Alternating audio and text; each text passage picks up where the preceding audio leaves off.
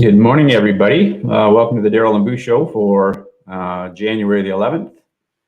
How's it going, Boo? I am good, thanks. I am dry. I was out for a bit this morning going to the gym, and our rain has picked up again. And I think my front lawn is probably going to wash away pretty soon with the amount of rain that we're getting. And my gutters are overflowing right now. I gotta do some clearing of the gutters, but I got water spilling over out there. But otherwise, did enjoy the reprieve from the rain over the weekend. So I did get out riding, mountain biking in the morning on Saturday, and snuck out onto the hill on Saturday afternoon. So pulled another double header there. And then on Sunday, what did we do? We went bowling, actually. Nice. So I think I've mentioned on previous weeks, we've been building out an office for my wife to do her homeschooling setup from, or her homeschooling planning and whatnot, instead of using the kitchen table. And so she was working on that a bit. It's pretty much done at this point, but I took the kids out bowling, which I didn't really think of. And then my 7-year-old I was asking the kids what they wanted to do, and she's like, bowling, and I didn't think of that. And they had it all pretty set up for quarantine. You're kind of staggered in the lanes and stuff, and they had a good time doing that. So, an idea for everyone who is stuck inside looking for something to do. Bowling is always fun. Don't do it often enough, but every time you do go, it's a good time. And it doesn't matter how much skill you have or don't have. It's just, a good way to spend a couple hours. Yeah. What'd you get up to this weekend? We just did a lot of stuff around the house. Again, like you, I got out on Saturday for a run, which actually turned out to be a gorgeous day, at least for the few hours that kind of I was out there for a run. So that was nice. Other than that, we kind of went out to a couple of spots that we go to, some of our local spots. Again, we're trying every weekend to get to the places that we normally get to locally and continue to kind of contribute. And talking with a lot of them, they're all kind of just hanging on for dear life, really. Yeah. But yeah, light at the end of the tunnel. So it was a nice weekend. Again, stuff around the house, a little bit of work, pretty relaxing in general. But speaking of gutters, I was at the same problem I think with most people do in Vancouver. If you have any trees anywhere around, the amount of rain we get. A couple of winters ago, I had someone come and install those guards over top of your gutters. So have not had an issue whatsoever. Highly recommend that. They were in and out in probably 3 or 4 hours after the installation, and I was the same. I was up there with a pressure washer every summer, kind of trying to get all the clogs and leaves out of there. But anyways, something to consider. Yeah, that's a good idea. So I think we have a special guest on this morning, John Chesney. Maybe we'll bring him on and introduce him. There he is. Hey, John. So John is not new to F5, but I guess relatively new to his role. John was a teammate of mine, a colleague of mine, managing some of the larger accounts in the Seattle area, and has recently moved into a new role, managing the kind of Pacific Northwest, including British Columbia, Western Canada. So I have to be extremely polite to him here today because he's officially my boss. Welcome, John. How's it going? Thank you. I've heard about the Daryl and Boo streaming show, and I wanted to experience it for myself. So thank you for inviting me. Oh, you're welcome. Thank you for joining. So we bumped you to the top of the list. We were booked into 2022, but made an exception to get you in. Squeezed you in, yeah. I appreciate that. I'm not sure what I can offer besides just my smiling face, but I'll roll with it. Yeah. Well, we're not extremely formal on these. For the followers, Boo does his own sessions that are more technical in their orientation. But for these ones, we typically just like to bring on a lot of folks. Sometimes they're partners. Sometimes they're folks we work with in F5 who our customers will see on a regular basis when we are not in COVID times. And I know, John, you'll be looking forward to getting up here in Vancouver and visiting some of our customers when business travel is allowed again. So absolutely, and I'm suffering from no Whistler time this winter. So and I because for the folks on the stream, I live in the Seattle area, and usually make it a habit to head up to Whistler Blackcomb at least once a year, sometimes in the summers for some biking, but more often in the winters. So John, for the folks who haven't met him, could easily transplant, by the sounds of things, into Vancouver. Types of things. John is an avid skier and wakeboarder and kite surfer, and so all the things that a lot of people love to do here in Vancouver. Obviously, up in Squamish, I'm not sure if you've kite surfed up there, but it's a bit of a kite surfing mecca, and obviously you're familiar with Whistler. So that's on the short list. We almost there's a group I have with me here in Seattle that would go on trips together. And Squamish was on the short list last summer, and we were kind of going, should we go to the Gorge? Should we go to Squamish? And we were looking at the wind forecast, and it was the last minute it was happening in the Gorge, and it was a little iffy in Squamish, but so we made the call. But we'll and then there's also the whole there was the whole COVID travel restriction thing factored in too. But I'm looking forward. And I'm not afraid to kiting in cold water. Yeah. I've not tried kite surfing before, but I think you'd love Squamish. Like 7 or 8 years ago, Squamish was just a tiny little town, basically a stopover to get gas and maybe some food on the way up or back from Whistler. And it's really exploded into into a city in and of itself. I mean, it's absolutely beautiful. You've got the ocean on one side, and you've got these beautiful, majestic cliffs on the other side of the highway. So consequently, people have, like I said, over the last 7 or 8 years ago, especially with the cost of real estate in Vancouver, have just said, you know what, I'm going to move up to Squamish, and it's a 45-minute commute into Vancouver. About now with the Whistler, maybe, Daryl, is that right? Approximately. It's about halfway directly. So about 45 minutes to Squamish, and then another 45 minutes from Squamish to Whistler. So it's for people who are outdoorsy, who love to mountain bike, who love to climb, who love to ski, who love to do anything outdoors, kite surf. I mean, Squamish is just a beautiful little place. So yeah, very cool to see it kind of grow and turn into something that is worth going to in and of itself. It's become a destination. Excellent. Sign me up, and I might have to hit you up for some tips on places to stay there. Yeah, absolutely. We've had a couple of friends that have moved up there in the last few months. So yeah, we're looking forward to visiting more often once we can travel again. Yeah, hot spot. It's actually friend of the show, Alex Dow, our organizer of Vancouver B-Sides here, and among other things, he has multiple business ventures going on, but he's currently has a house being built in Squamish right now. And he's moving from a place where you can already do all those things. He was previously, he just sold the place, was living in Lynn Valley in North Vancouver. So if you're into mountain biking at all, John, if you follow anybody in mountain biking, they talk about the North Shore, which is a lot of Mount Frome, Mount Seymour, and Cypress Mountain. A lot of riding happens there, and so he's kind of in the middle of all that, and he's even moving from that into Squamish. So yeah, a lot of people heading out that way for sure. And the thought, similar thoughts have crossed my mind.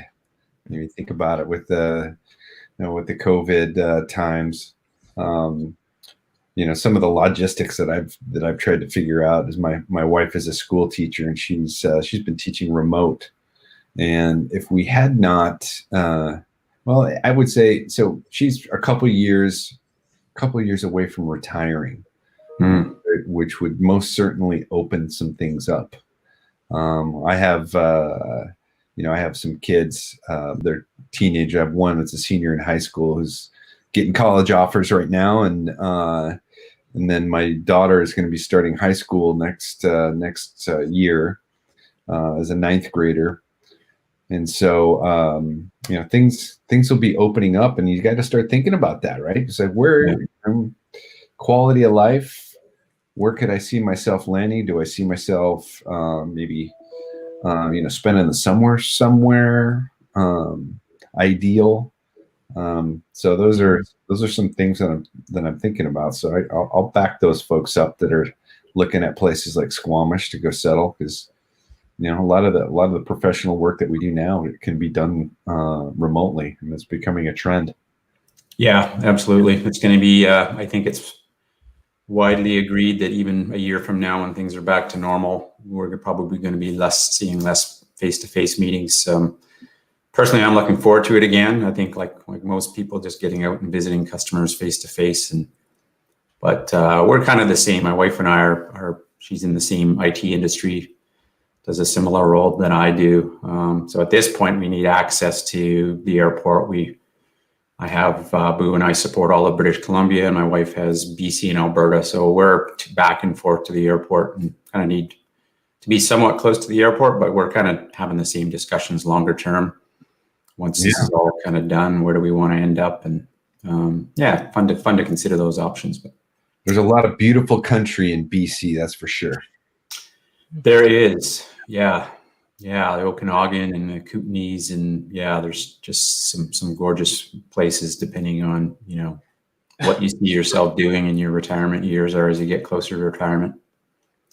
So were you, John? I know you're in Seattle or in and around Seattle right now. Is that the area that you grew up in, or are you a bit of a transplant, or what's your background? Yeah, so I'm a transplant.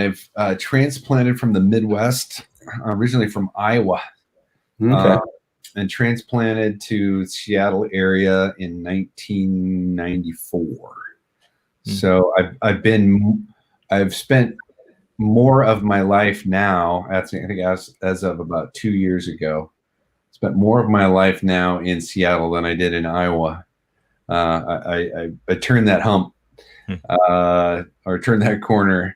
I think it was in 2018 or ish, but yeah, I lived in various places in Seattle, and when I moved out to Seattle from Iowa, when I got out of school, I had places like Colorado and Salt Lake going skiing. Those had a big impression on me, and I learned skiing in a combination of in Dubuque, Iowa, whereas they do things a little backwards there. They have the like the main buildings at the ski areas at the top of the hill. Interesting. And then you're skiing on the Mississippi River bluff. So you're lucky to get about 500-600 feet of vertical. Yeah. And things are generally pretty cold, so it's boilerplate. So you got to sharpen your edges every year. But even more than that, both my parents are from Duluth, Minnesota. Okay. So that's right on the tip of Lake Superior. If you're not familiar with Minnesota, but just south of Ontario, and spent a fair amount of time in northern Minnesota and Wisconsin. And even ventured over to Ontario to do a little fishing now and again, my college years. And, but yeah, so I've been out in Seattle, and it was the outdoor lifestyle that really kind of burned deep inside me. It's a passion of mine. And I'd say over the years, at least some of the outdoor pursuits, skiing has been pretty consistent, but then new things popped in. They pop in and pop out. They're almost kind of impulsive over the years. But there was, I would say, mountain biking has stuck with me. That was something that I started back in the early 90s with my my first Trek 7000 aluminum frame front suspension. Actually, it was a hard fork to start, but then they started coming out with front suspensions back then in their kind of early mid 90s. Yeah. They started opening up some of the ski areas in Colorado, which I took advantage of in those times. But man, that sport has evolved. So that's something that I've done now pretty consistently since then. But then mixed in with some dirt biking, did that for a number of years. You can go uphill a lot faster on a dirt bike. And you can cover quite a bit of ground too, on the same kind of single track that you ride on a mountain bike. So what's your thought on e-bikes then, seeing those on the trails? The e-bikes, being a dirt biker in the past, I kind of see how that could be possibly an answer. I know that there's some folks that think that they just don't belong in the same trails as the old-fashioned human-powered stuff, right? But if you think about it in the terms of how much ground you can cover in a particular time and still get a darn good workout doing it, right? I mean, there's I could see that having some having a promising future. And I think that the e-bikes are going to get closer and closer to some of those gas-powered dirt bikes that we've been used to over the last couple of years. I mean, I think that gap is going to close. Yeah. Probably in the next maybe 10 years, something like that. But that sounds like some fun. Yeah. I watched a guy on his e-bike on the trail that there was a couple hills that I mainly go to, and one of the hills that I go to, they have a sign saying no e-bikes, but I've seen a couple e-bikes on there, and I saw one guy, I think it was like his first day out with it, and he cased over a bit of a gap and hit the bottom of one of his cranks, I think, coming off of the jump there. And he was like, this is like an $8,000 bike or something like that. Yeah. I'm a little bit nervous at that point. So that would probably be one of the things that I'd be nervous about, because I only got into mountain biking a couple months ago, and I was like, I didn't realize how much money I'd have to spend on these bikes to get into something that I'd like. So I can't imagine spending even more for an e-bike for essentially something that is probably going to get trashed over time. Hopefully you're not crashing too much, but yeah, it's a lot of money to throw into the ground. Yes. The analogy there with the dirt bike, because you can spend about the same amount of money on a dirt bike, and on day one with dirt bikes, you just have to accept the fact that the thing's going to go in the dirt. You just gotta, and because there's when you're going flying down the road the same speed as you are going down a single track, sometimes bad things happen, but yeah. So I'd recommend, if anyone riding an e-bike that's got a fair amount of power, it's probably a smart thing to pad up. Yeah, it's cool to see them. Like, they're kind of everywhere here now. You see them all over the place. But I agree. If you're a mountain biker and you're kind of getting on in age, or you're you've got some injuries, and just the grind uphill allows you to still enjoy the sport and stay in it for X number of years. And also hear about these tours that they have over in Europe, where they always have had biking tours where you can just go and ride your bike and from town to town. But again, for the people who want to experience that in some of these small little towns where it's very hilly terrain, but they're not they're not avid bikers, or perhaps not in shape enough to do that kind of thing, the e-bikes are just like a perfect solution. So very cool to see them evolve, get less expensive, get more better battery power and so forth. So, yeah. In Washington, they have these dual sport trail systems, and some of them will go up in the high alpine lakes.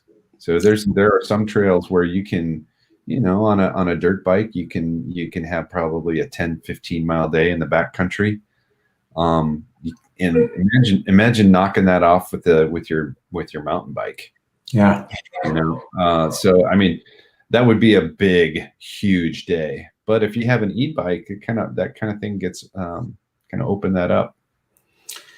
Yeah, all sorts of new toys. You sound like one of those guys where some sort of thing comes along, and I've got a good friend that does that too. Every couple of years, he switches up his sport and moves on to something else and becomes very passionate about it. And it's fun to watch. I mean, he's done more different sports in the last 5 years than I've really done in my entire life. But I think the term for that is gear pig. Yeah, he's exactly that in every sense of the word. I don't think he's watching right now, but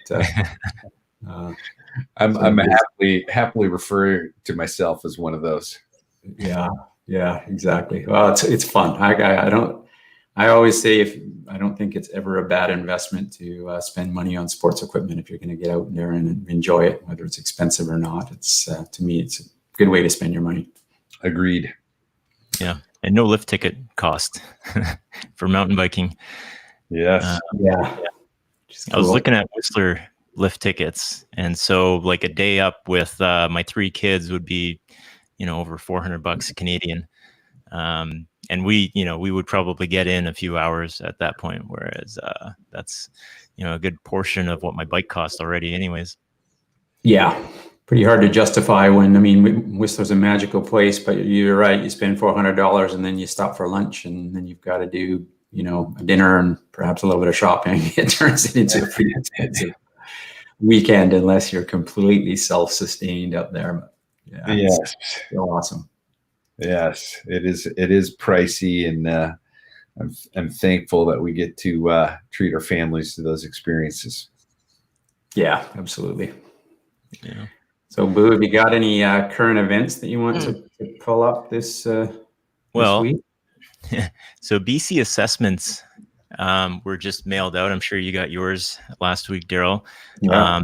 Assessing property values in Vancouver, and Vancouver real estate is always a popular topic, as is Seattle real estate, I'm sure. So second highest price sold home in Metro Vancouver history was sold. You guys want to take a guess on how much this little bungalow sold for? No, is that a McLaren in the driveway or? Yeah. That's worth more than my house, I think.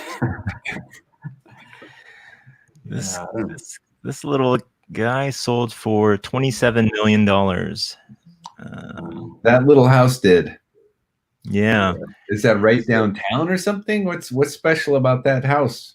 This is Point Grey. So you can see actually, so this is going to be beside or pretty close to Chip Wilson's house. Chip Wilson is the founder of Lululemon, who does own the most expensive house in BC at $66 million. So this is the view that you have out of here. So downtown Vancouver will just be over, if you can see my mouse cursor, just over on the right side here. And so you're looking at downtown, you're looking at West Vancouver over there. That's as ocean as it gets in Vancouver. It's a big view. Yeah, so that would be, John, right beside, I guess, probably the most famous beach, or certainly the most popular beach in Vancouver, is called Kitts Beach, short for Kitsilano, and Point Grey is literally just adjacent to Kitts Beach on your way out to UBC. So some of the most beautiful homes. So not all of them are large in mansions, but they're as Boo said, you're very close to downtown. You're right in the heart of Kitsilano, which is a very expensive community in Vancouver, and you're right in the ocean too. So $27 million is crazy, but it's not surprising, I suppose. Yeah. Now, there's another interesting article here. If anybody's missing their $350,000 Rolls Royce, it was just found in White Rock. There it is. Close to the U.S. border. Oh, that's good. Yeah. They found that on a police doing a curfew check in White Rock. Now, I say that I say that tongue in cheek because they do actually know the owner. The VINs were still on there. They could identify the vehicle, and it was stolen from West Vancouver. Where does it say there? Stolen from West Vancouver in a break and enter in February 2020. But yeah, interesting thing to just find when you're doing a curfew check. Yeah, you would think someone would have, if they're going to steal a Rolls Royce, you would do something with it within a year rather than just kind of leave it parked in your garage. Yeah. Yeah. Like these in the world. It's not like you're gonna drive that day to day, hitting the grocery store. Yeah. Actually get to enjoy it. Right. Yeah. Crazy. Yeah, and then maybe our last article here was fun news last week. So I talk about my little Tesla Model 3 often here, and big fan of Elon Musk, and he just surpassed Jeff Bezos to become the world's richest person. So anybody who's a Tesla shareholder knows of this because they've been watching their shares just skyrocket for the past year and a half or 2 years or so. So it's no surprise that he's at this point. I was actually surprised by that. Yeah. When I first heard that. I was like, okay, well, you know. Yeah. Pretty amazing. So this that 185 billion there is post-divorce for Jeff Bezos. So if he still had that 35 billion, he'd still be up on Elon Musk, but that cost him a few bucks. So he's number 2 now. There's a life lesson. Yeah, for Elon. Make sure he has a chat with Jeff before he enters into any sort of arrangement. Well, if anybody follows Elon's personal life, he's on his third. Well, he's not married to her, but he's on his third relationship.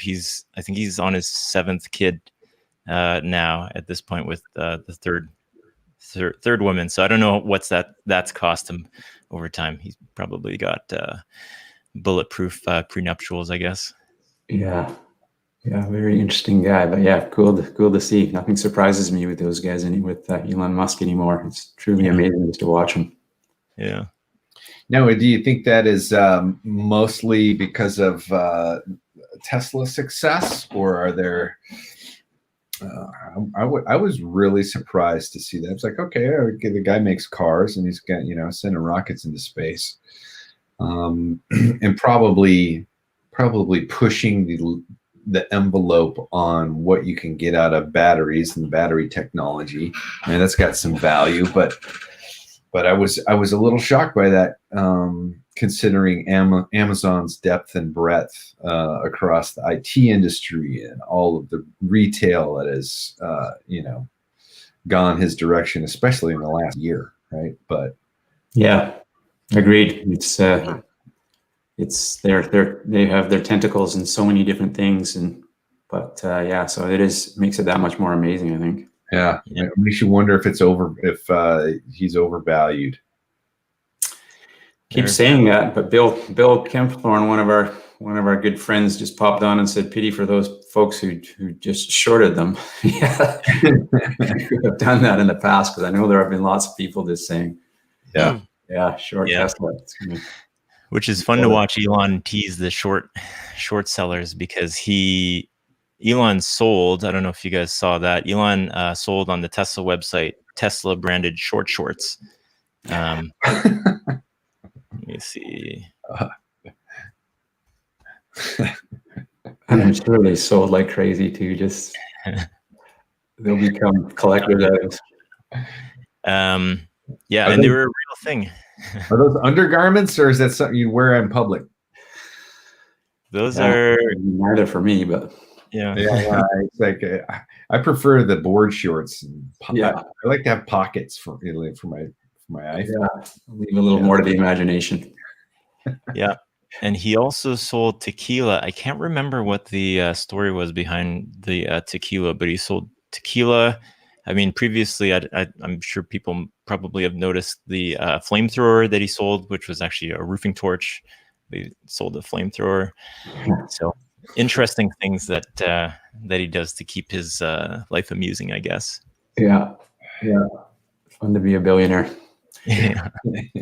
Well, I think we are at the top of the hour here. So, John, great to see you. Great to have you join us on today's show. And yeah, we're looking forward to having you up in Vancouver and introducing you to a lot of our customers once travel is permitted. So, yeah, thanks again. Well, thank you for having me. It's I've always wondered what the Daryl and Boo show is all about, and like the fact that you just kind of get in here and chat about stuff, and had a good time talking to you about some of my outdoor passions. And I'm psyched that you guys share that with me. Nice. Yeah. Sure. All right. Thanks, everyone. We'll sign off for now, but we'll see you next week. All right. See you guys. See you guys. Bye.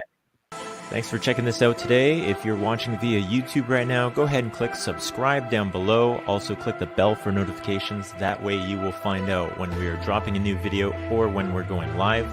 Also, there's darylandboo.com. If you head over to that, leave your name and email address, we will drop a weekly technical newsletter in your inbox every Monday. Also, this is available via podcast, Apple, Google, Spotify. Head over to one of those, hit subscribe, and you'll be able to listen to us in the car on your commute or during a walk or a run. Thank you very much, and we will see you next time.